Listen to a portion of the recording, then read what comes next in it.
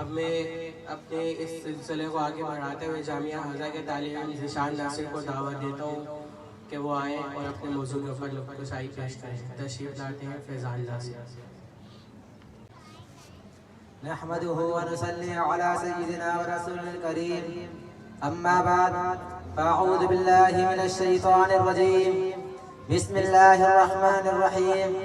وأطيعوا الله والرسول لعلكم ترحمون. صدق الله العظيم. وحضرات اساتذہ کرام اور مدرسہ اقرا تجوید قرآنی تحت مکتب البلوغ، السلام علیکم ورحمۃ اللہ وبرکاتہ.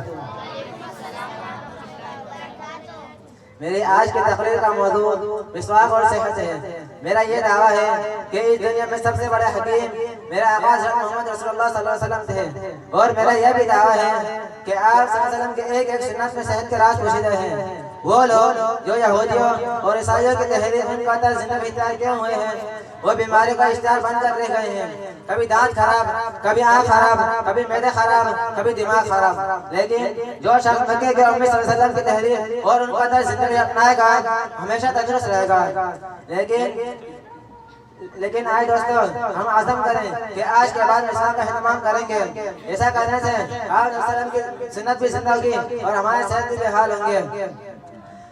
میرا آقا صلی اللہ علیہ وسلم کا خود یہ حال تھا کہ رات کو سونے سے پہلے مسواک فرماتے، صبح بیدار ہوتے تو مسواک فرماتے، سفر سے واپس آتے تو مسواک فرماتے، ہاتھے کے وبا سے تھوڑی دیر قبل جبکہ آج سفر میں مبتلا تھے اس وقت صلی اللہ علیہ وسلم نے مسواک فرمائی. علامہ ابن عابدین شاہ رحمۃ اللہ علیہ فرماتے ہیں کہ مسواک کے 17 فائدے ہیں. سب سے ادنا فائدہ یہ ہے کہ منہ سے گندگی دور ہو جاتی ہے، اور سب سے اعلیٰ فائدہ یہ ہے کہ موت کے بعد کلمہ شہادت نصیب ہوتا ہے. آج ڈاکٹر تسلیم کرتے ہیں کہ مسواک کرنے سے منہ کی بدبو ختم ہو جاتی ہے، مسواک کرنے سے دماغ تیز ہوتا ہے، مسواک کرنے سے کینسر سے شفا ملتی ہے، مسواک کرنے سے دم نظر ختم ہو جاتا ہے، مسواک کرنے سے جیسی بیماریوں کا نشہ.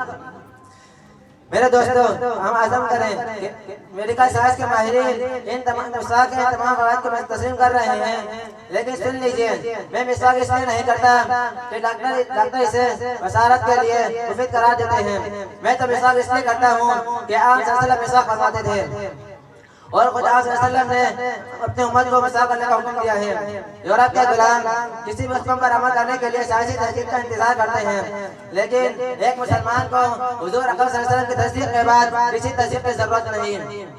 شاعر کیا کہتے ہیں؟ تیری جدا پسند میری جدا پسند، تیری جدا پسند میری جدا پسند، تجھ کو خود ہی پسند مجھ کو خدا پسند. ہاں جناب، آپ کی پسند اور میری پسند اور ہے. آپ کی پسند یورپین تہذیب ہے، میری پسند مکی محمدی تہذیب ہے. آپ میڈیکل سائنس کو سنت نبی صلی اللہ علیہ وسلم کے میزان عدل میں تولتے ہو، میں میڈیکل سائنس کو سنت نبی صلی اللہ علیہ وسلم کے میزان عدل میں تولتا ہوں. میرا یقین ہے کہ ڈاکٹر کی تحقیقات غلط ہو سکتی ہے، میرے آقا صلی اللہ علیہ وسلم کی بات غلط نہیں ہو سکتی. تو آج دوستوں ہم عزم کریں کہ آج کے بعد مسواک کا اہتمام کریں گے. ایسا کرنے سے نبی صلی اللہ علیہ وسلم کی سنت بھی زندہ ہوگی، ہمارے صحت بھی انشاءاللہ تعالی بحال ہوں گے. واخر دعوانا الحمدللہ رب العالمین.